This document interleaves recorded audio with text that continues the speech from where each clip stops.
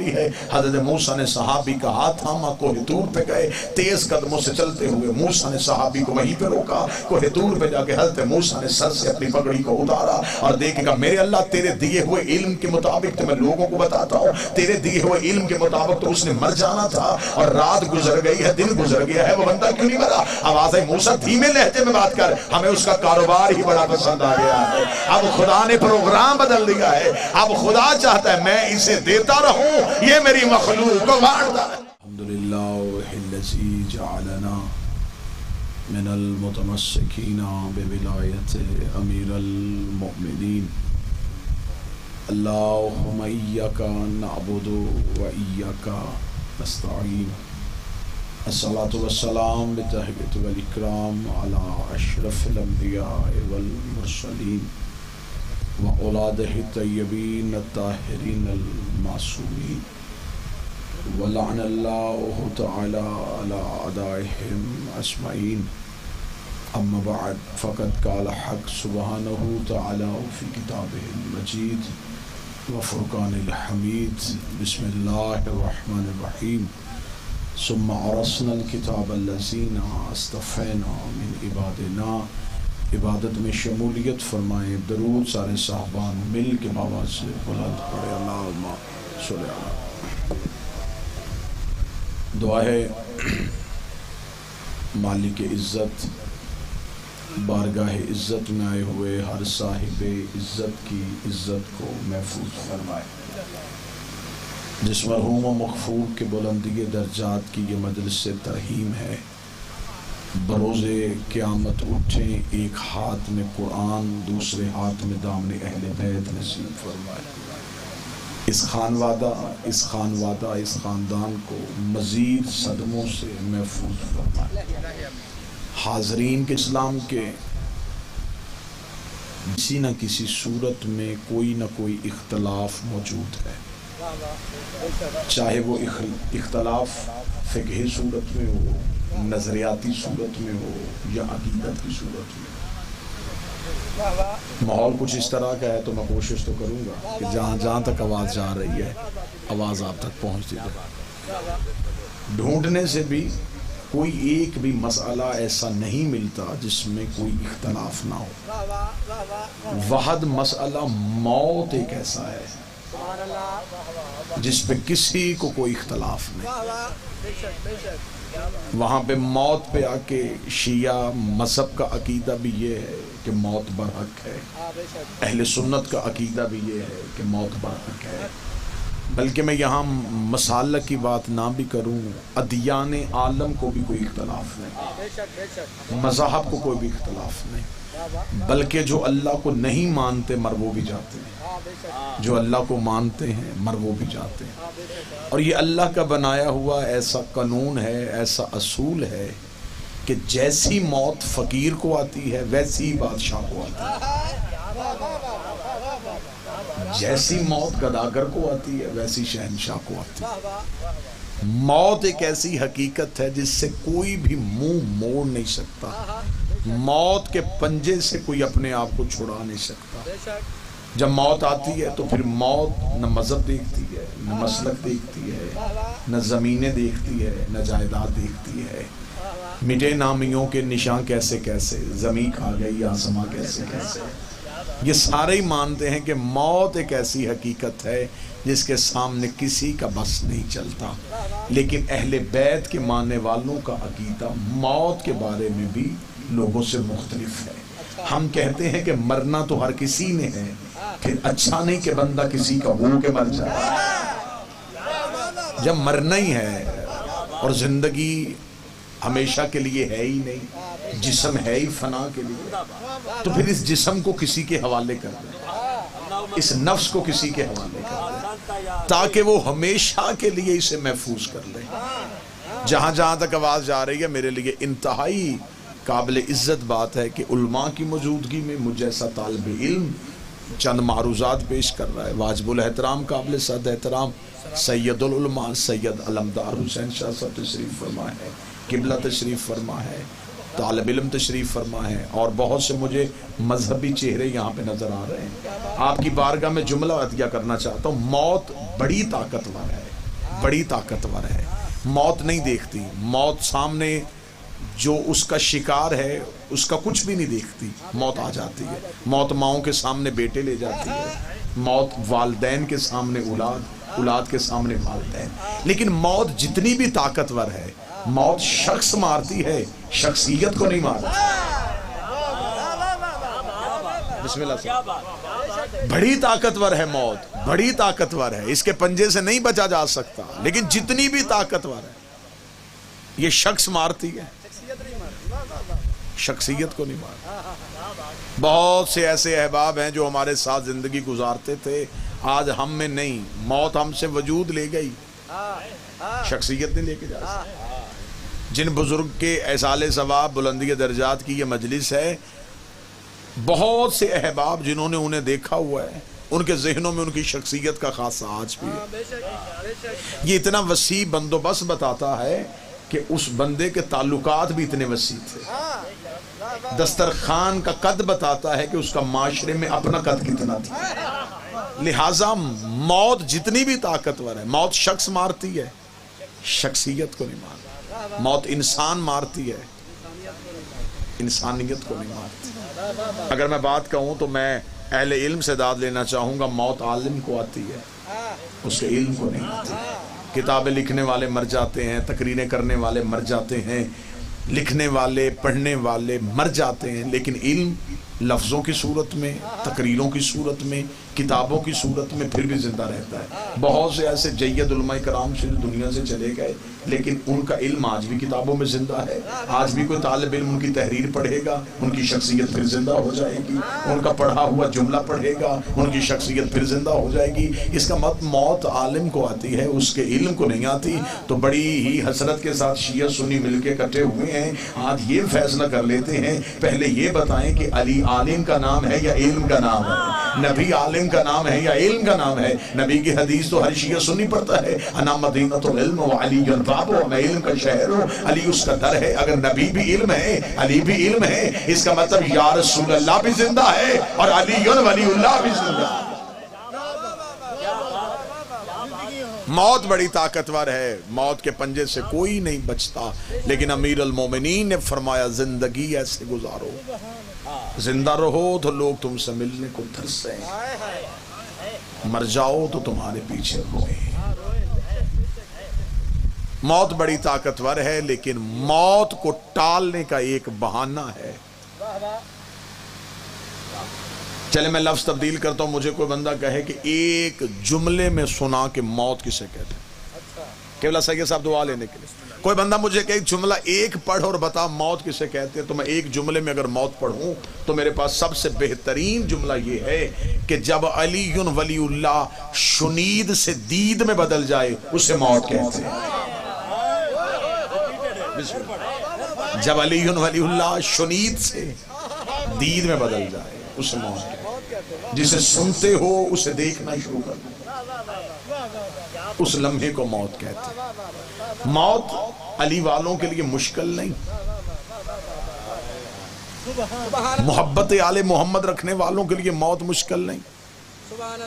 ہمارے لیے موت مشکل نہیں، کیونکہ ہمیں موت کو مارنے کا فلسفہ کربلا سے ملا. جن کا ذہن گفتگو میں ہے اور جو ذہنی طور پہ عقلی طور پہ مجلس میں بیٹھے ہیں ان کے لیے جملہ. 10 محرم 61 ہجری سے پہلے لوگ سمجھتے تھے کہ موت مارتی ہے. 10 محرم کو حسین نے کچھ ایسے متعارف کروائے، بسم اللہ صلی، جنہوں نے بتایا کہ ایسے انسان بھی ہوتے ہیں جو موت کو مار دیتے ہیں، جن سے موت ڈرتی ہے، جن سے موت بھاگتی ہے. چلے وہ انسان بتا دیتے ہیں. 9 لاکھ یزید کی طرف تھے، 72 حسین کی طرف تھے. وہاں زندگی سے محبت تھی، یہاں موت سے محبت تھی. وہ زندہ رہنے کے لیے زندہ رہ رہے تھے، یہ مرنے کے لیے جی رہے تھے. وہاں منتیں کر کر کے بلایا جا رہا تھا، یہاں چراغ بجھا بجھا کے اٹھایا جا رہا تھا. وہاں آ کوئی نہیں رہا تھا، یہاں سے جا کوئی نہیں رہا تھا. وہاں رک کوئی نہیں رہا تھا، یہاں جھک کوئی نہیں رہا تھا۔ وہاں 9 لاکھ ایک دوسرے سے پوچھ رہے تھے کہ کل اگر جنگ ہوئی تو زندہ رہ جائیں گے، بچ جائیں گے، گھر چلے جائیں گے، وطن نصیب ہو جائے گا۔ یہاں 72 مسلح پہ بیٹھ کے ایک دوسرے سے پوچھ رہے تھے کل والی فہرست میں ہمارا نام آ جائے گا، ہمارا لہو بھی حسین قبول کر لے گا، ہمارا خون بھی حسین قبول کر لے گا۔ وہاں زندگی سے محبت تھی، یہاں موت سے محبت، صرف اس لیے کہ ان کے پاس امام برحق تھا۔ محبت آل محمد موت کو آسان کر دیتی۔ موت مشکل ہے لیکن ان کے لیے جن کے پاس محبت آل محمد نہیں۔ اب کچھ احباب کا یہ کہنا ہوتا ہے کہ دیکھیں جی سال ثواب میں تو ہم نے تلاوت قرآن ہوتے دیکھی ہے، ہم نے تسبیحات پڑھتے دیکھی ہیں، یہ اہل تشیع کے ہاں، یہ فقہ جعفریہ میں، یہ مذہب اہل بیت میں مجلس حسین کا ثواب مرنے والے کو کیسے پہنچتا؟ میں تقریر کر نہیں رہا، میں گفتگو سنا رہا ہوں تاکہ میرے اہل سنت جو برادران آج مجلس حسین میں مہمان ہیں ان تک کوئی نہ کوئی پیغام کسی نہ کسی حوالے سے پہنچے۔ یقیناً ہمارے ہاں بھی علماء تشریف فرما ہیں، ہمارے ہاں قرآن خوانی بھی ہے، تسبیحات بھی پڑھی جاتی ہیں۔ یقیناً اگر یہ چہلم کی مجلس ہے تو 40 دن تک مرحوم کے ورثاء نے ان کے لیے قرآن خوانی کا اہتمام بھی کیا۔ ابھی ختم پاک قبلہ پڑھیں گے اور ختم پاک میں وہ تعداد بھی بتائیں گے کہ اتنے قرآن مرنے والے کوئی سال کیے جا رہے ہیں، اتنی سورہ ہائے مرنے والے کوئی سال کی جا رہی ہیں۔ لوگ سوال کرتے ہیں کہ یہ ساری چیزیں تو چلی جاتی ہیں، مجلس کا تصور کیا ہے؟ یہ جو آپ نے تقریر کی ہے، یہ جو مجلس پڑھیں گے، یہ فضائل پڑھیں گے، مصائب پڑھیں گے، مجھ سے پہلے نعت پڑھی گئی، قصائد پڑھے گئے، ان کا ثواب مرنے والے کو کیسے جائے گا؟ اس کے لیے میں بڑی سادہ سی دلیل دے دیتا ہوں، بڑی سادہ سی دلیل۔ خدا علی کل شیء قدیر تھا، ہے اور ہمیشہ رہے گا، یہ بات ہے جی۔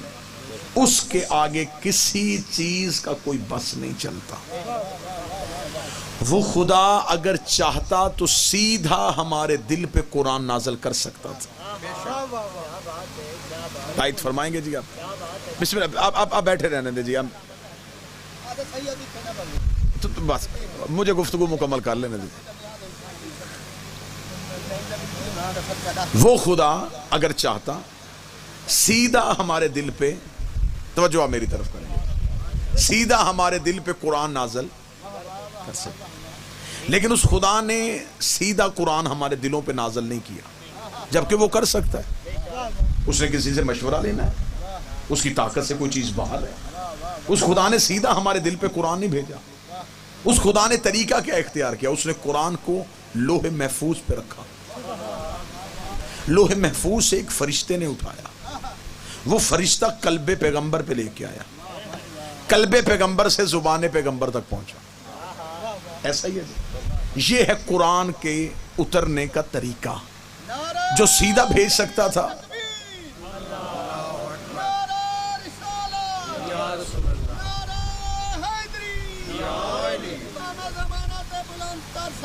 اللہم صلی علی محمد وعلی محمد وعجل۔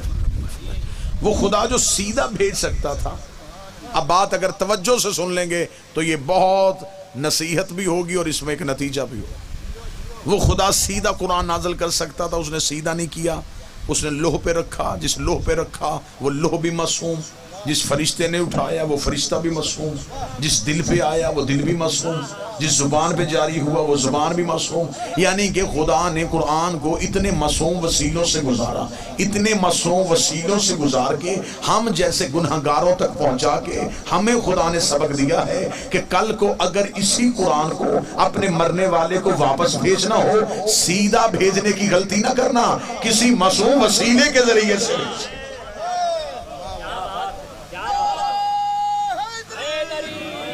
جب میں نے تم تک یہ قرآن سیدھا نہیں بھیجا تو تم بھی بغیر وسیلے کے نہ بھیجو۔ ہم قرآن کی تلاوت کے بعد وارثان قرآن کا ذکر کرنے کے بعد دعا کرتے ہیں، میرے اللہ اس قرآن کو ان وارثان قرآن کے صدقے سے ہمارے مرنے والے تک پہنچا دے، اس لیے کہ صرف قرآن کافی نہیں، اگر صرف کتاب کافی ہوتی تو آج عدالتوں میں صرف قانون کی کتابیں ہوتی، جج نہ ہوتے۔ کوئی بھی آتا اور وہ قانون کی کتاب کھولتا اور اپنے جرم کی سزا دیکھتا اور چلے جاتا۔ آج اسکول اور کالجز میں صرف کتابیں ہوتی، استاد نہ ہوتے۔ کتاب تو کسی دور میں بھی اکیلی کافی نہیں رہی، سبحان اللہ، جب تک اس کتاب کو نافذ کرنے والا، اس کتاب کو پڑھانے والا نہ ہو۔ یہی وجہ ہے کہ قرآن تو بغیر وارث کے سمجھ میں نہیں آئے گا۔ میرے مولا امیر المومنین کوفہ کی مسجد میں ممبر پہ جلوہ فروز تھے، اللہم صلی علی محمد وعلی محمد۔ ایک شخص آ گیا، اس نے کہا کہ میں اے علی آپ سے ایک سوال پوچھنا چاہتا ہوں۔ مولا نے فرمایا پوچھ۔ اس نے کہا قرآن کا دعویٰ ہے کہ میرے اندر ہر چیز کا ذکر موجود ہے۔ مولا نے فرمایا بے شک یہ وعدہ ایک قدرت ہے اور یہ کلام الہی کا حسن ہے، خدا کا یہ کلام ہے کہ میرے اندر ہر چیز کا ذکر موجود ہے۔ اس نے کہا اگر یہ دعویٰ حق ہے تو اب میرا سوال ہے کہ کل انبیاء کی تعداد کتنی؟ مولا نے فرمایا کم و بیش 1,24,000۔ اس کا قرآن میں مکمل انبیاء کے نام نہیں، 29 سے زیادہ نبیوں کے نام قرآن میں نہیں مل رہے۔ تو اگر قرآن میں ہر چیز کا ذکر موجود ہے تو پھر قرآن میں مجھے مکمل نبیوں کے نام بتائیں، یا تو نبیوں کے نام قرآن سے نہ ثابت کریں یا پھر قرآن کا یہ دعویٰ واپس لیں کہ میرے اندر ہر چیز کا ذکر ہے۔ بڑا اچھا ہو گیا یہ سوال علی سے ہو گیا، بڑا اچھا ہوا جو آج جواب ہم تک پہنچ گیا۔ آج ہم تک جواب پہنچ گیا۔ اگر آج ہم سے کوئی سیدھا سوال کر لیتا اور یہ سوال مولا سے نہ ہوا ہوتا تو ہم جواب کہاں سے دیتے؟ اس کا قرآن میں نبیوں کے نام نہیں ہے، قرآن کا دعویٰ ہے کہ میرے اندر ہر چیز کا ذکر موجود ہے۔ سامنے کوئی عالم کھڑا ہوتا تو شاید علی فوراً اس کے لیے علم کے سینے کو چیرتے۔ سامنے کوئی یہودی کھڑا تھا، اسے دلیل سے ثابت کرنا تھا، وہ قرآن کو کافی نہیں سمجھتا تھا۔ امیر المومنین نے اشارہ کیا، مسجد کوفہ کے باہر ایک نیم کا درخت جسے نیم کہتے ہیں، وہ نیم کا درخت تھا۔ نیم کے درخت پہ جو پھل لگا ہوتا ہے اسے اردو میں نبولی بولتے ہیں۔ امیر المومنین نے فرمایا وہ نبولی توڑ کے لا۔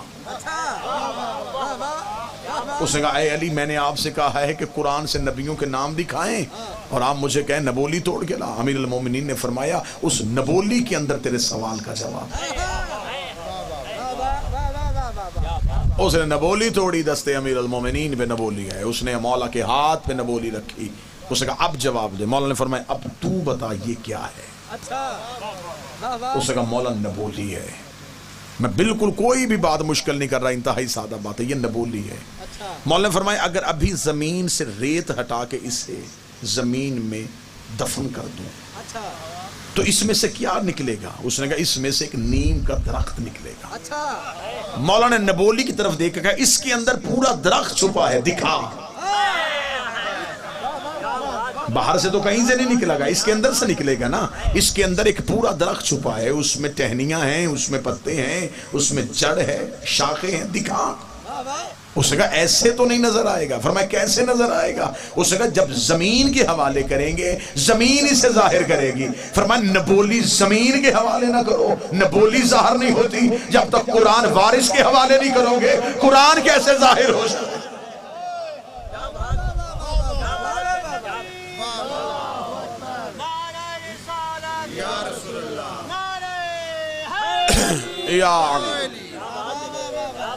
بسم اللہ۔ لہذا ہم اپنے مرنے والے کو جو سب سے بہتر چیز اصال کرتے ہیں وہ ہے وارثان قرآن کا تذکرہ۔ موت ہمارے لیے مشکل نہیں ہے۔ ایک شخص نے آ کے مولا کے قدموں میں بیٹھا ہے، امام حجتم کے پاس بیٹھا ہوا ہے، نام اس کا جابر ہے۔ اس نے مولا کے قدموں میں بیٹھ کے کہا، اس نے کہا مولا موت کسے کہتے ہیں؟ جو سامنے بیٹھا وہ بھی عام نہیں، علم کیمیا کا استاد بیٹھا تھا، اور جو پڑھا رہا تھا وہ بھی عام نہیں، وہ جابر کا بھی استاد بیٹھا تھا۔ اس نے کہا مولا زندگی کیا ہے؟ امام نے فرمایا تیرے نزدیک زندگی کیا ہے؟ اس نے کہا مولا سانس زندگی ہے۔ امام نے فرمایا تیرا جواب غلط ہے، سانس زندگی نہیں، سانس ضرورت زندگی ہے۔ اس کا مولا زندگی کسے کہتے ہیں؟ امام نے فرمایا جابر اگر میں نے تجھے جواب دیا تو تو لوگوں کو بتائے گا تو لوگ تیرا جواب تسلیم کیسے کریں گے؟ اس نے کہا مولا آپ بتائیں زندگی کیا ہے؟ امام نے فرمایا جابر پھر سن، جسے تو موت سمجھتا ہے اسے ہم زندگی سمجھتے ہیں۔ جو سن رہے ہیں یا جن تک آواز جا رہی ہے، جو ذہنی طور پہ مجلس میں میں اتنا بہترین امام کی زبان سے موت سنانے لگا ہوں، آپ کو موت سے محبت ہو جائے گی۔ میں نے موت کے ٹاپک پہ گفتگو ہوتے ہوئے لوگوں کو خاموش ہوتے دیکھا ہے۔ آج میں چاہوں گا کہ میں پڑھوں موت اور آپ داد دیں، میں موت پڑھوں تو آپ کے چہرے مسکرائیں، میں موت پڑھوں اور آپ کے دل میں حسرت پیدا ہو کہ کاش ہم بھی ایسے مریں۔ امام نے فرمایا بتا تم زندگی کسے کہتا ہے؟ اس نے کہا مولا جینا زندگی ہے۔ امام نے فرمایا نہیں، جسے تم موت سمجھتا ہے اسے ہم زندگی سمجھتے ہیں۔ اس نے کہا مولا اس کی کوئی دلیل؟ امام نے فرمایا جابر تو مجھے بتا، جب تو دنیا میں آیا تو کیا کر رہا تھا؟ اس نے کہا مولا صرف میں نہیں، جو بھی آتا ہے روتا ہے۔ امام نے کہا رونے کی وجہ کیا ہے؟ اس نے کہا مولا اس وقت تو شعور کام نہیں کرتا، ہمیں کیا پتا ہم کیوں رو رہے تھے؟ امام نے فرمایا ہم تمہیں بتاتے ہیں تم کیوں رو رہے تھے، اس لیے تم رہتے تھے شکم مادر میں، تم رہتے تھے ماں کے پیٹ میں، تم سمجھتے تھے کل کائنات یہی ہے، تم سمجھتے تھے کل کائنات یہی ہے۔ جب تم شکم مادر سے نکل کے اس دنیا میں آئے، تم نے گھبرا کے رونا شروع کر دیا، تم نے سمجھا کہ تو مر رہا ہے، تیرے گھر والے خوش ہو رہے تھے کہ تو پیدا ہو رہا ہے۔ امام نے فرمایا جابر اب یاد رکھنا، جیسے اس دنیا کے سامنے شکم مادر کی حیثیت ہے، ایسے ہی اس عالم کے سامنے اس دنیا کی حیثیت ہے۔ جب تو یہاں سے ادھر منتقل ہوتا ہے، ادھر والے رو رہے ہوتے ہیں کہ تو مر رہا ہے، ادھر والے خوش ہو رہے ہوتے ہیں کہ اب زندہ ہو رہا۔ بسم اللہ سے اصل زندگی یہ نہیں، اصل زندگی وہ ہے یہاں سے تم گزرے ہو۔ یہ تو ایک پلیٹ فارم ہے جہاں پہ ہم بیٹھے ہیں، کسی کی ٹرین آ چکی ہے اور کسی کی ابھی آ رہی ہے۔ سامان 100 برس کا، کل کی خبر ہے۔ حضرت موسیٰ اپنے دربار سجا کے بیٹھے تھے، سامنے سے ایک شخص تیز قدموں سے چلتا ہوا گزر گیا۔ حضرت موسیٰ نے قریب بیٹھے صحابی سے کہا یہ تیز قدموں سے گیا ہے، اس کی موت اسے بلا رہی۔ مجھے بات یاد آ گئی، اس وسیع دسترخوان کو دیکھ، بسم اللہ، اس وسیع دسترخوان کو دیکھ کے مجھے بات یاد آ گئی۔ میں یہاں پہ بات سنا، مرنے والے کے بلندی کے درجات اور اصحال ثواب کے لیے طعام کا، کلام کا، ذکر کا بندوبست کرنے والوں کو مولا اور عزتوں کے ساتھ نوازے۔ حضرت موسیٰ نے کہا یہ جو شخص تیز تیز جا رہا ہے نا، اس کی موت اسے بلا رہا ہے۔ اس کا مولا مطلب؟ مولا نے فرمایا یہ آج رات مر جائے گا، اللہ کے دیے ہوئے علم کے مطابق آج اس کی موت ہے۔ وہ جو جس شخص نے سنا اس کے اس بندے سے تعلقات اچھے تھے، وہ حضرت موسیٰ کی بارگاہ سے اٹھا اور سیدھا اس بندے کے گھر چلا گیا۔ اس نے جا کے دروازے پہ دستک دی، اندر سے وہ شخص نکلا، اس نے کہا آج تو حضرت موسیٰ کے دربار کے باہر سے گزرا تھا، تو حضرت موسیٰ کی بارگاہ میں میں بھی بیٹھا تھا، تو حضرت موسیٰ نے تجھے دیکھ کے کہا تھا کہ تجھے تیری موت بلا رہی ہے، اور میں تجھے بتانے آیا ہوں وہ جو کہہ دیتا ہے وہ ہو جاتا ہے۔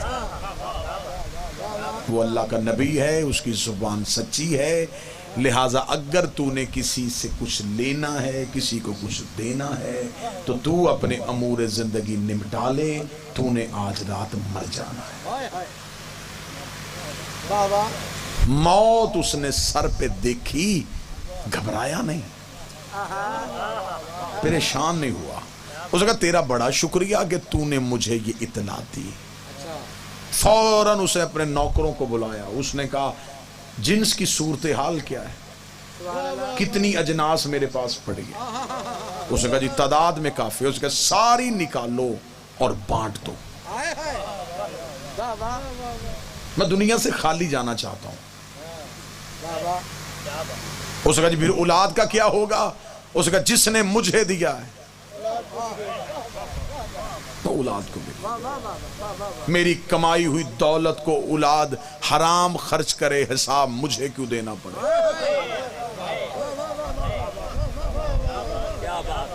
وہ محنت کرے، وہ کمائے اور اسے قدر ہو، لہٰذا میں چاہتا ہوں کہ میں کچھ بھی نہ چھوڑ کے جاؤں۔ جتنی جلدی ہو سکے اعلان کرواؤ انہوں نے کہا کئی راتیں لگ جائیں گی بانٹنے میں، اتنا موجود ہے۔ اس نے کہا میری آنکھوں کے سامنے بانٹنا شروع کرو، جاتا جاتا یہ تو دیکھ لوں کہ میں بھی بانٹا کرتا تھا۔ بٹنا شروع ہو گیا، دسترخوان ایسے ہی سج گئے۔ اعلان ہو گیا جس جس کو جس جس چیز کی ضرورت ہے وہ آ جائے۔ وہ خود دسترخوان پہ بیٹھ گیا، لوگ آ رہے ہیں، کھا رہے ہیں، لے کے جا رہے ہیں۔ وہ جس شخص نے اطلاع دی کہ تو نے مرنا ہے، وہ بھی دسترخوان کے کونے پہ بیٹھا ہوا۔ اس نے دیکھا کہ اب بھی تھوڑی دیر کے بعد یہ گرے گا اور مر جائے۔ وہ بیٹھا دیکھتا رہا، وہ بانٹتا رہا، وہ دیکھتا رہا، وہ بانٹتا رہا۔ آپ چپ رہیں یا بول پڑیں، رات گزر گئی، وہ بانٹتا رہا۔ رات گزر گئی، صبح کا سورج طلوع ہو گیا۔ اس نے کہا شاید خبر تو موسیٰ کی سچی تھی، تھوڑی دیر بعد موت آئے۔ اگلا دن پورا گزر گیا، وہ بانٹتا رہا۔ اگلی شام ہونے والی تھی، یا وہ صحابی حضرت موسیٰ کے پاس گیا۔ اس نے جا کے حضرت موسیٰ سے کہا اے اللہ کا نبی، تو کلیم اللہ ہے، تیری گفتگو پہ شک نہیں، تیری زبان سے ہمیشہ میں نے سچ سنا ہے، لیکن اے اللہ کا نبی آپ نے کل کہا تھا وہ مر جائے گا اور رات مرے گا۔ پوری رات گزر گئی، وہ بندہ نہیں مرا۔ اگلا دن گزر گیا، وہ بندہ نہیں مرا۔ اگلی رات آنے والی ہے۔ حضرت موسیٰ نے صحابی کا ہاتھ تھاما، کوہ طور پہ گئے، تیز قدموں سے چلتے ہوئے موسیٰ نے صحابی کو وہیں پہ روکا۔ کوہ طور پہ جا کے حضرت موسیٰ نے سر سے اپنی پگڑی کو اتارا اور دیکھے گا میرے اللہ تیرے دیے ہوئے علم کے مطابق تو میں لوگوں کو بتاتا ہوں، تیرے دیے ہوئے علم کے مطابق تو اس نے مر جانا تھا، اور رات گزر گئی ہے، دن گزر گیا ہے، وہ بندہ کیوں نہیں مرا؟ آواز ہے موسیٰ دھیمے لہجے میں بات کر، ہمیں اس کا کاروبار ہی بڑا پسند آ گیا ہے۔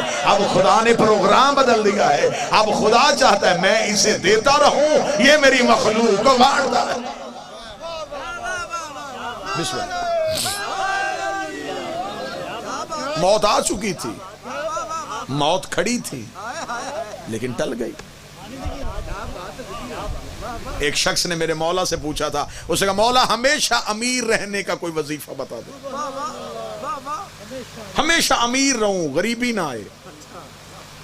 جو اچھا پہننا شروع کر دیتا ہے اس سے پھر ہلکا پہنا نہیں جاتا، جو بہتر کھاتا ہے اس سے پھر ہلکا کھایا نہیں جاتا۔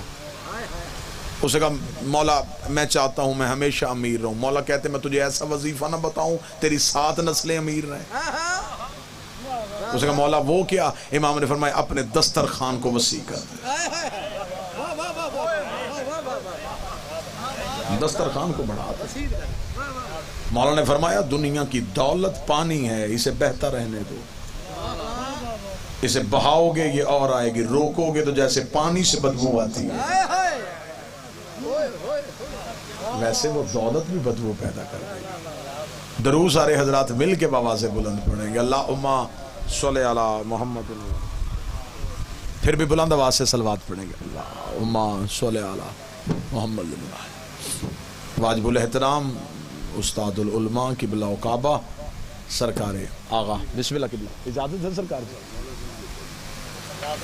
آقا جی تشریف لے آئے، بس ان کی موجودگی میرے لیے باعث سے عزت، باعث سے فخر۔